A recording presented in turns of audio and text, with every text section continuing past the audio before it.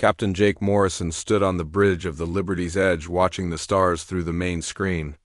His ship had been traveling through space for 3 weeks searching for the source of a strange signal they picked up near the Kepler 442 system.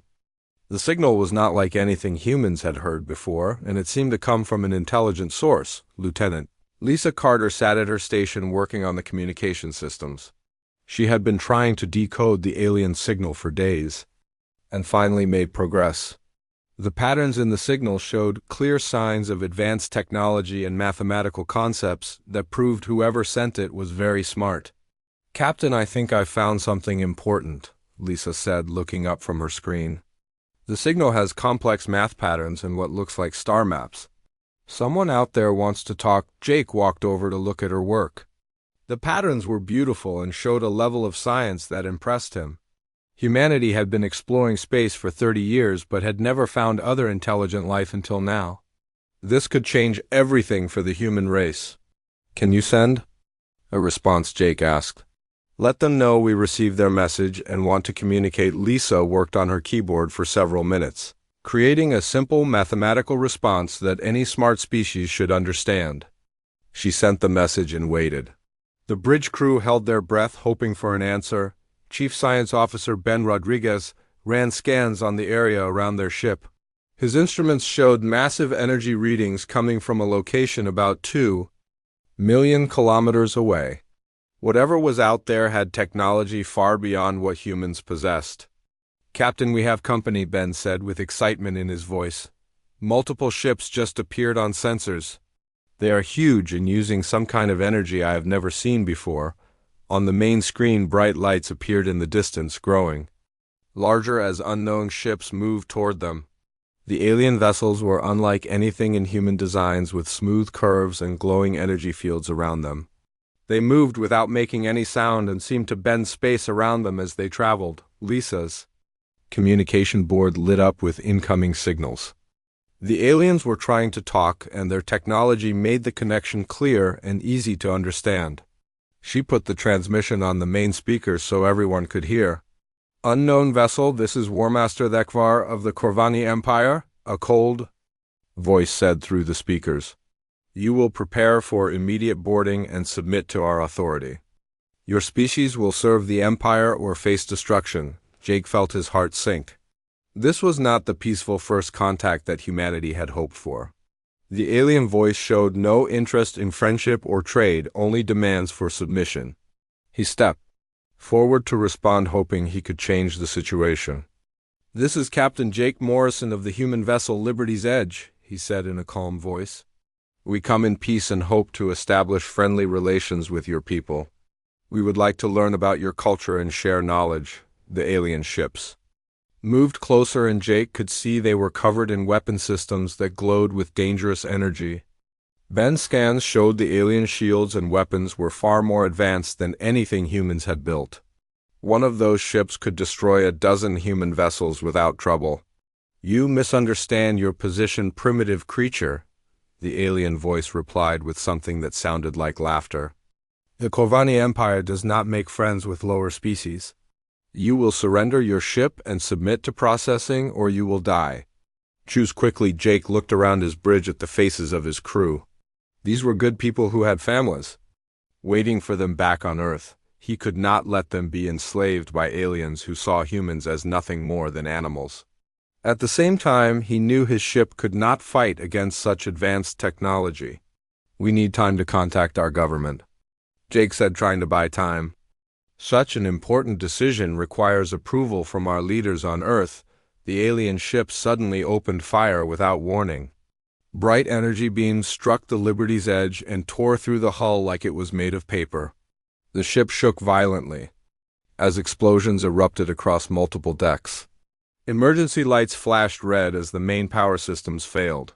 "Shields down, hull breaches on decks 4 and 7, Ben shouted over the noise of alarms.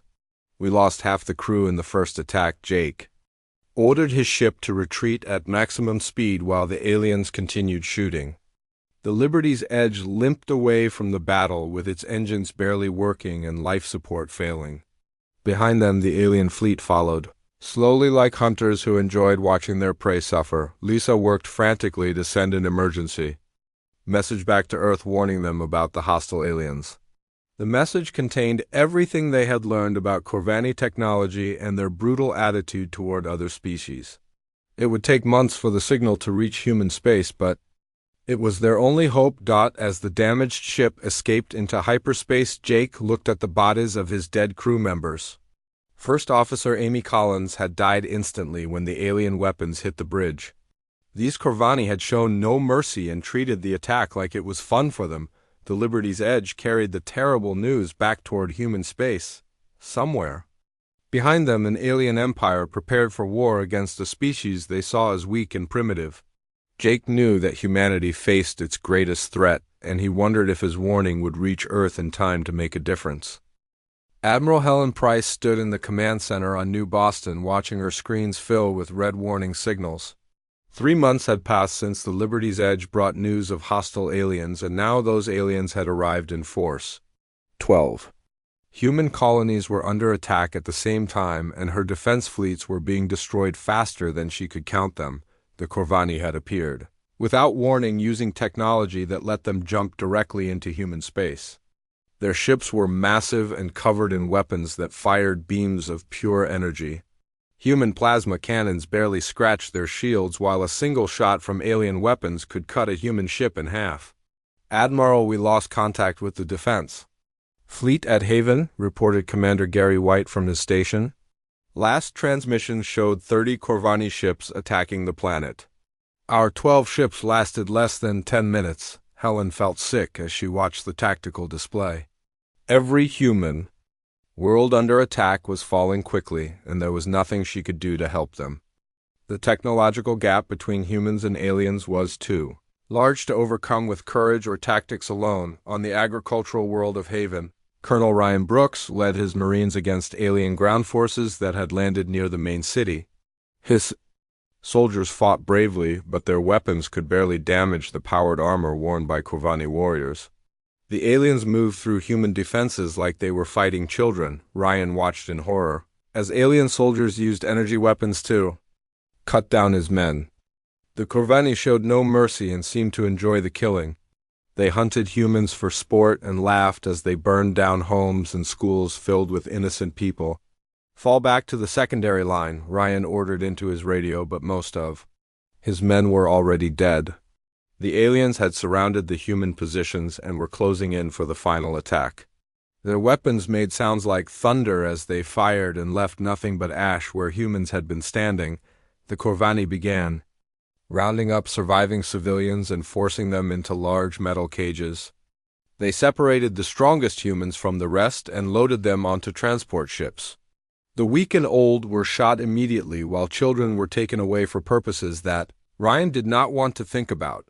On the industrial world of New Pittsburgh, Commander Steve Walsh watched from his command bunker as alien ships bombarded the planet from orbit. The Corvani were not just attacking military targets, but destroying everything humans had built. Factories, schools, hospitals, and homes all burned under the alien assault. Steve's communication system brought him reports from across the planet, and each one was worse than the last. The aliens were using weapons that melted metal and turned concrete into glass. They targeted areas with the most civilians first, as if they wanted to cause the maximum amount of suffering possible.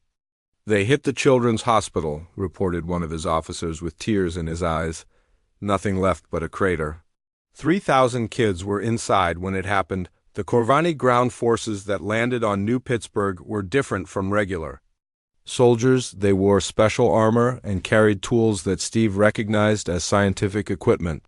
These aliens were not here to conquer the planet, but to study humans like laboratory animals. Captain Nicole Ford commanded the destroyer Vigilant and was trying to rescue civilian ships fleeing from the attack on 3 different colonies. Her small warship could not fight the massive alien vessels, but she could help save lives by escorting evacuation transports to safety. "Captain, we have refugees from the mining station at Delta 7, her communications officer reported. "Their transport is damaged and alien ships are closing in." Nicole ordered her ship to intercept the alien pursuit, even though she knew it meant certain death for her crew. The Vigilant was fast but lightly armed and could not survive a direct fight with Corvani warships. Still, she had to try to save the innocent people running for their lives. The alien ships opened fire as soon as they detected the human destroyer. Energy beams tore through the Vigilant's armor and caused explosions across the ship. Nicole felt her vessel shaking apart around her, but managed to give the refugee transport enough time to escape. Died around her. Nicole sent a final transmission back to Human Command. Her message contained video footage taken from refugees who had escaped Corvani prison camps. The images showed humans being used for biological experiments while still alive and conscious. "They are not just killing us," Nicole said into her recorder, as alien fire destroyed her bridge. "They are studying how much pain we can feel before we die. They think we are animals, and they are having fun with us." Back on New Boston, Admiral Helen Price received Nicole's final message, along with similar reports from other ships and planets. The pattern was clear and horrifying. The Corvani were not interested in quick conquest or even simple slavery.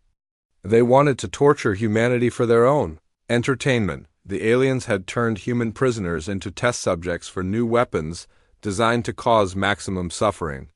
They were learning how human bodies work so they could find better ways to hurt them.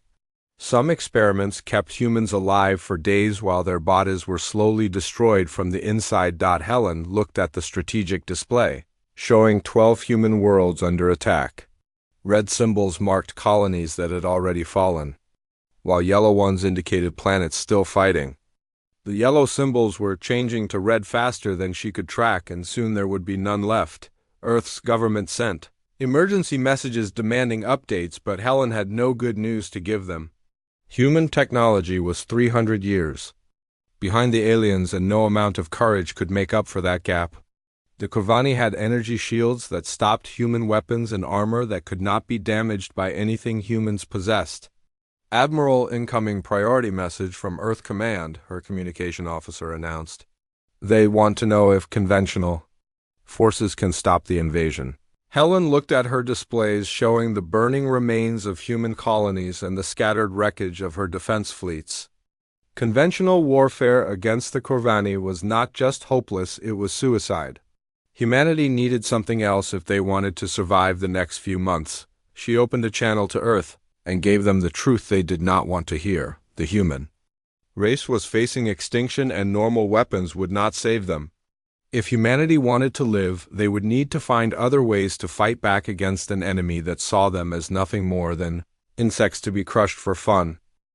General Marcus Stone walked through the underground tunnels beneath Earth's military headquarters, feeling the weight of humanity's survival on his shoulders. Above ground, Corvani ships patrolled Earth's skies while their ground forces hunted human civilians for sport. 12 billion people were dead or enslaved, and conventional military forces had proven useless against alien technology. The emergency council meeting was held in a bunker, 500 meters below ground, to avoid alien detection systems. President Lavra Kim sat at the head of a metal table, looking older than her 50 years. Director of Special Projects Tony Martinez had flown in from a secret facility in Antarctica, bringing files that made everyone in the room uncomfortable. "The situation is simple," General Stone said as he activated a holographic display showing the tactical situation. "We lost 12 colonies in 3 days, and Earth will fall within a week unless we do something dramatic. Normal weapons cannot penetrate Corvani shields, and their technology is centuries ahead of ours." Dr. Angela Davis opened a sealed briefcase and pulled out several data tablets containing information classified beyond top secret. Her research division had spent decades developing weapons that previous governments decided were too dangerous to ever use against human enemies. The projects had continued in secret, waiting for a threat that justified their existence. Project Pandora has 3 main research areas, Dr. Davis said in a quiet voice. Self-replicating nanobots that consume organic matter, artificial plagues that rewrite DNA to cause death, and antimatter devices capable of cracking planets.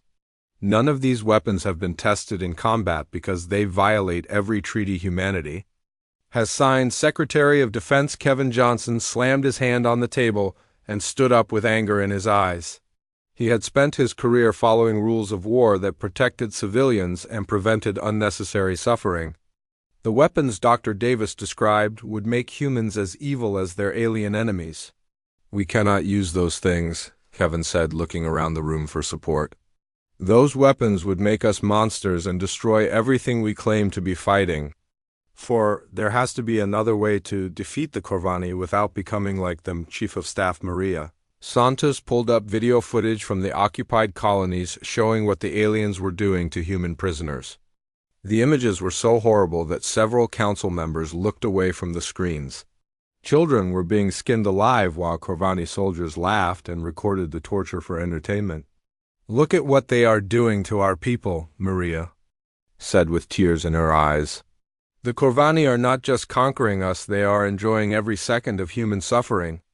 They think we are animals, and they are having fun watching us die slowly." President Kim stared at the footage showing human bodies being used for biological experiments while the victims were still alive and screaming.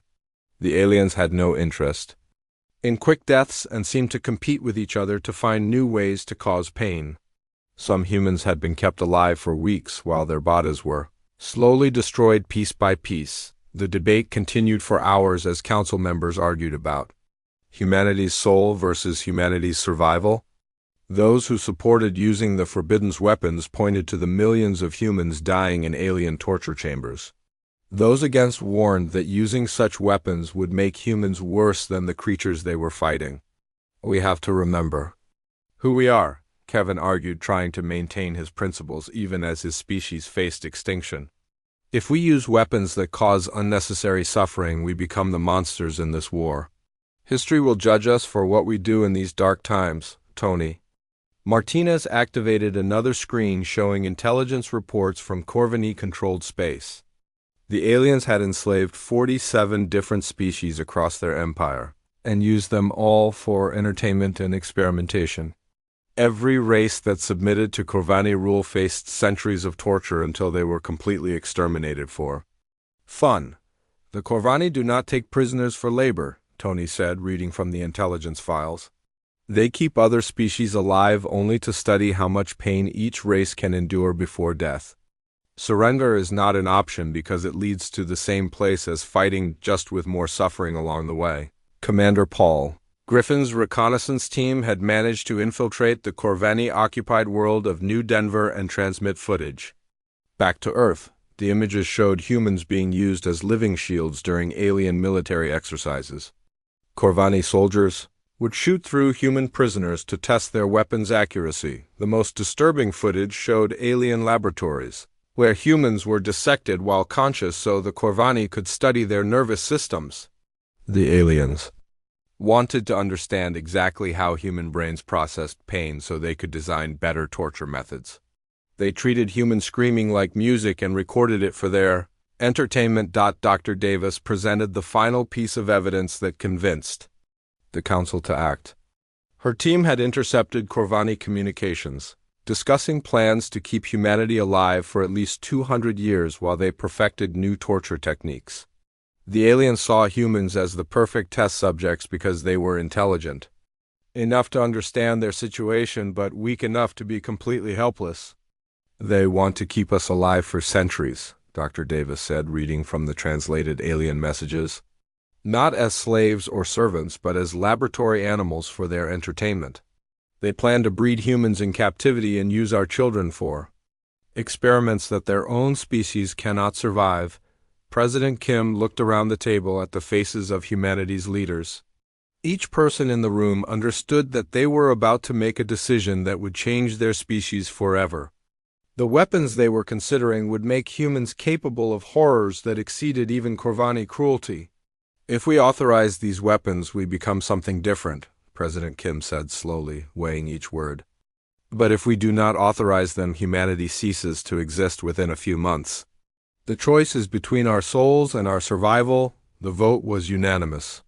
Every council member agreed that humanity's survival was worth any price, including their moral principles. Dr. Davis was authorized to deploy every weapon in Project Pandora's arsenal against the Corvani Empire without any restrictions on their use. President Kim signed the authorization order with a shaking hand and looked up at the council, with determination in her eyes. The Kovanni had wanted to see what humans were capable of when pushed to their limits.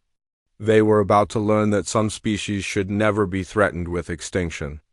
Operation Black Dawn is now active, President Kim announced to the room. God help us all for what we are about to unleash. Captain Peter Hall guided his stealth ship Shadow, strike through the darkness between stars toward the Corvani fleet besieging New Boston. His vessel was invisible to alien sensors and carried the first weapon from Dr. Davis's Forbidden's arsenal. The nanobots stored in his cargo hold were designed to consume any organic matter they encountered and replicate themselves. Using the carbon they absorbed, the nanobots had been programmed with one simple instruction: find Corvani DNA and devour it completely. Each microscopic machine could create 1,000 copies of itself within an hour using nothing but the biological material from its victims. Dr. Davis had tested them on tissue samples and watched them consume a full alien corpse in less than 10 minutes. Peter's ship approached the alien fleet from the blind spot behind their largest dreadnought. The Kovanni were confident in their shields and weapons but had not considered the possibility of weapons too small to detect: their life. Support systems drew in air from space to recycle it through their ships, creating the perfect entry point for nanobots. Beginning deployment, Peter reported into his communication system as he released clouds of nanobots near the Corvani air intakes. The microscopic machines were invisible and odorless as they entered the alien ships through ventilation systems.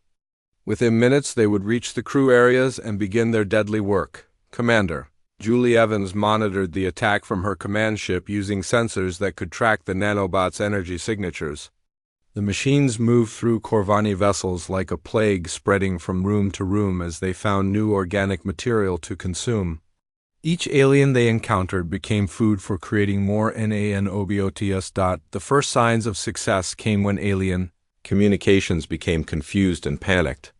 Corvani crew members were reporting strange illnesses that caused their skin to dissolve and their internal organs to fail. They had no understanding of nanotechnology and could not comprehend what was happening to their bodies. Target vessel 7 is going silent, Julie reported as she watched a massive Corvani battleship stop, responding to signals from the rest of their fleet. The nanobots had consumed every living thing aboard and were now working on the ship's organic computer systems. Within hours, the entire vessel would be nothing but empty metal drifting through space on the ground. Lieutenant Colonel Chris Murphy led Special Forces teams equipped with biological weapons designed to target alien DNA. His soldiers wore protective suits as they infiltrated Corvani held territories, carrying containers of airborne viruses that would spread through alien populations like wildfire. The viruses had been created by studying captured Corvani genetic material and finding weaknesses in their cellular structure. Unlike human diseases that killed quickly, these new plagues were designed to cause maximum suffering as they slowly destroyed their victims from the inside over several days. Chris watched through his binoculars as his team released the first viral canisters near a Corvani military base.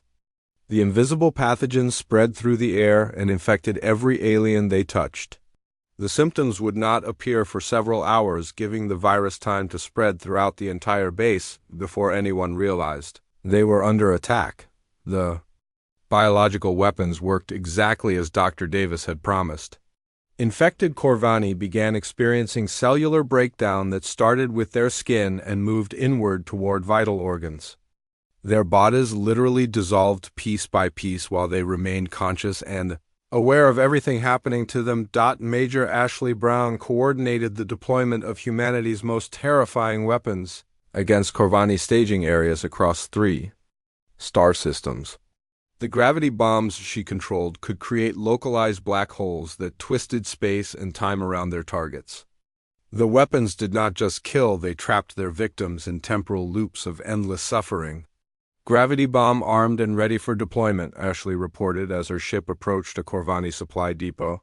The weapon would create a micro-black hole that lasted only seconds but stretched time around it, making those seconds feel like hours to anyone caught inside the effect.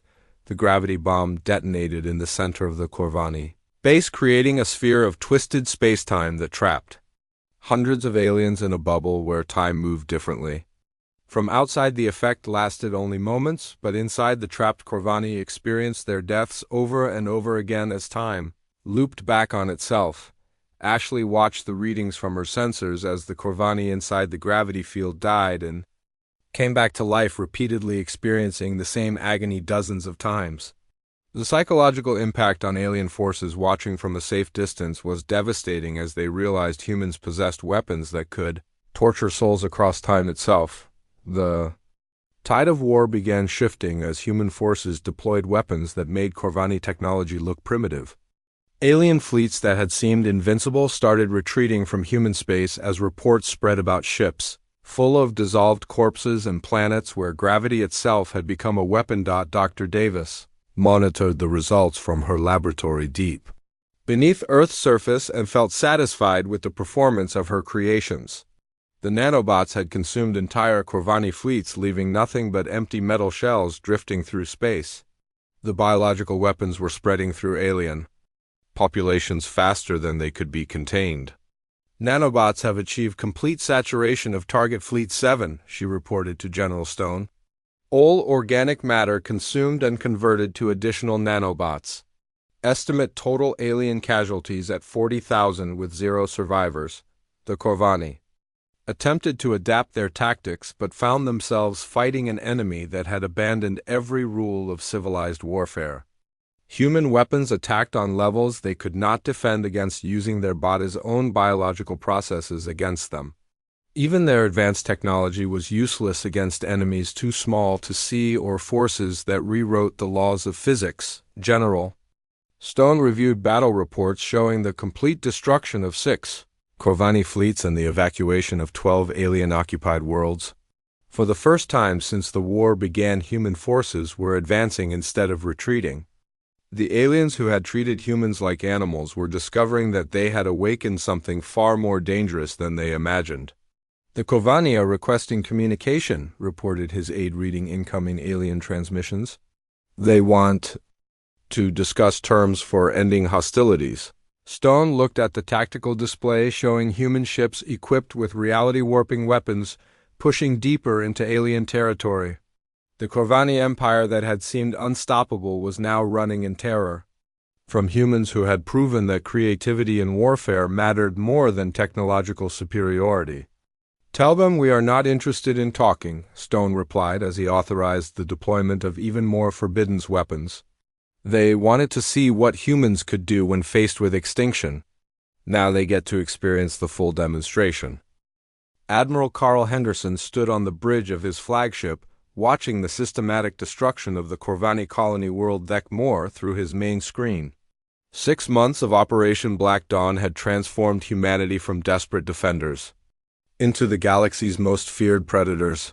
His fleet carried weapons that made the aliens' plasma cannons look like children's toys. The planet below burned under the assault from reality-warping missiles that unraveled the atomic structure of everything they touched. Entire cities dissolved into component particles while their populations remained conscious during the process. Human weapons no longer simply killed, they created new forms of suffering that had never existed in the universe before.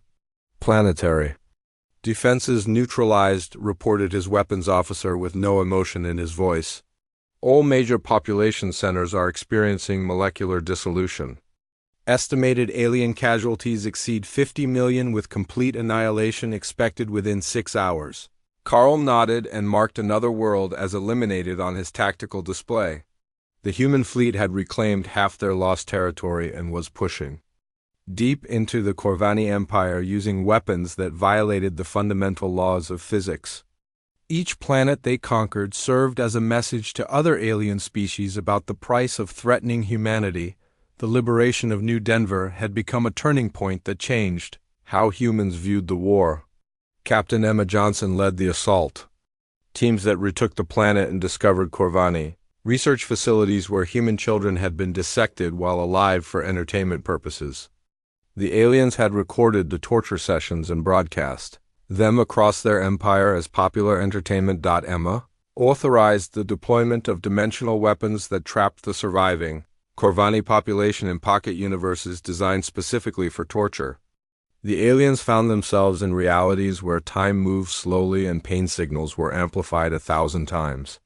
Every second of suffering stretched into hours of agony that would continue for eternity. Target population successfully relocated to punishment dimensions, Emma reported as her teams finished processing the last Corvani civilians. Each alien is experiencing approximately 1,000 hours of enhanced torture for every second of real time. The psychological feedback is causing complete mental breakdown within minutes. Dr. Davis had outdone herself with the creation of quantum viruses that attacked consciousness itself rather than just biological tissue. The new weapons converted dying neural patterns into digital information and trapped them in virtual realities programmed to maximize suffering. Death became only the beginning of punishment that could last forever. The quantum viruses spread through Corvani computer networks and infected any alien mind that connected to their technology. Victims found their consciousness downloaded into digital hells, where every form of pain imaginable was applied continuously without the relief of unconsciousness or death. Quantum virus deployment successful across all major Corvani networks. Dr. Davis reported from her underground laboratory. Estimated digital casualties exceed 2 billion alien minds now trapped in our punishment programs.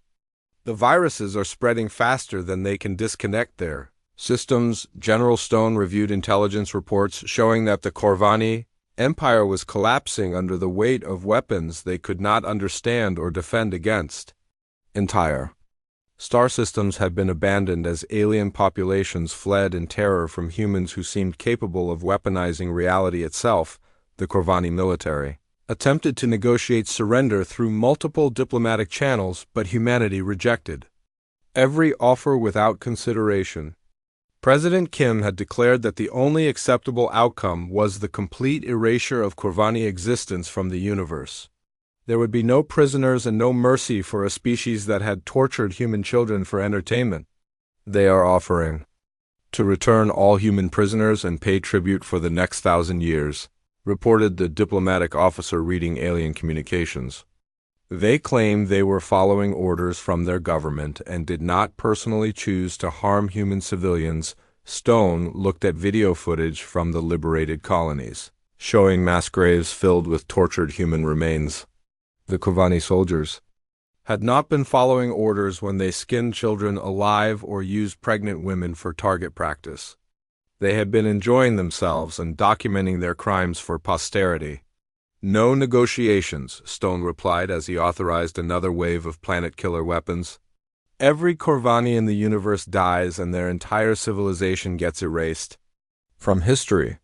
That is the only acceptable outcome for what they did to our people. Human forces pushed deeper into alien territory, discovering that the Corvani Empire had enslaved dozens of other species across hundreds of worlds. These races watched in terror as humanity demonstrated weapons that exceeded even Corvani cruelty in their scope and creativity. Word spread across the galaxy that a new apex predator had emerged.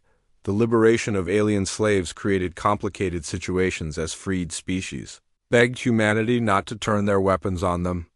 Many had served the Corvani for centuries and participated in human torture because they had no choice. Others had enjoyed the work and volunteered for assignments involving human prisoners. Captain Frank Lopez led humanitarian missions to evacuate alien slaves who had helped human prisoners during the occupation. His ships carried refugees to safe worlds, while his sensors detected the massive weapons following behind to sterilize everything the Corvani had touched. Refugee transport complete, Frank reported as his convoy left another former slave world. Approximately 50,000 aliens evacuated before planetary sterilization begins. Most claim they were forced to participate in human torture, but our interrogations suggest many volunteered for the assignments. The galaxy watched in fascination and horror as humanity's war machine consumed the Corvani Empire like a cancer spreading through space. Human ships appeared without warning and deployed weapons that turned entire solar systems into monuments of suffering. No defense seemed effective against enemies. Who could rewrite the laws of physics? Trade routes throughout the galaxy shifted to avoid any contact with human space as alien civilizations recognized that humanity had become something far more dangerous than the Corvani had ever been. The species that had once been victims were now predators that made their former tormentors look merciful by comparison. Admiral Henderson received reports that several alien governments were surrendering preemptively, rather than risk facing human weapons. They offered tribute and hostages, hoping to avoid the fate that had befallen the Corvani Empire. Fear was spreading faster than human fleets as stories of dimensional torture and consciousness trapping reached every corner of the galaxy. "Sir, we have surrender offers from 6 different species," his communications officer reported. "They are offering complete submission and asking only that we spare their populations from the weapons we used on the Corvani." Carl looked at the tactical display showing human fleets advancing on multiple fronts with weapons that could destroy space itself. The war had transformed humanity into something that terrified every intelligent species in their region of the galaxy. They had answered the Corvani threat with horrors that exceeded anything the aliens had imagined possible. "Accept their surrenders, but make it clear that any act of aggression will result in complete annihilation," Carl ordered. "The galaxy needs to understand that humanity is no longer the weak species that can be bullied or enslaved. We have become something that makes the Corvani look like peaceful children." Admiral Kate Wilson watched from her command ship as the last Corvani stronghold burned in the light of their dying sun. 2 years had passed since Operation Black Dawn began, and now the war was finally ending with the complete destruction of an entire species. The Corvani homeworld writhed in agony below as reality unweaving weapons dissolved its atomic structure, while keeping the population conscious throughout their molecular death. The final assault had used every weapon in humanity's forbidden arsenal, simultaneously creating a symphony of suffering that would serve as a warning to the galaxy. Gravity bombs stretched time around dying aliens, while nanobots consumed their bodies and quantum viruses trapped their minds in digital hells. The Corvani Empire that had once spanned 300 star systems ceased to exist in the space of 6 hours. "Planetary dissolution complete," reported her weapons officer, watching the homeworld collapse into component atoms. "All biological matter consumed by nanobots, all digital consciousness transferred to punishment programs, and all atomic structure successfully unraveled. The Corvani species is now extinct." Kate marked the final world as eliminated on her tactical display and sent confirmation to Earth Command that Operation Black Dawn had achieved total success. Humanity stood alone as the undisputed power in their region of the galaxy, surrounded by alien civilizations too terrified to make eye contact with human ships. General Stone received battle reports from across former Corvani space showing the systematic elimination of every trace that the alien empire had ever existed. Human engineering teams were dismantling their cities and erasing their historical records, while memorial monuments were constructed from the compressed matter of destroyed worlds. The monuments served a dual purpose as both graves for human victims and warnings to potential future enemies. Each structure broadcast the final screams of dying Corvani across subspace frequencies, ensuring that every species in the galaxy would hear what happened to those who threatened humanity. "Monument construction proceeding on schedule," reported the engineering coordinator. "We have successfully compressed 17 Corvani worlds into memorial structures and begun broadcasting their death recordings.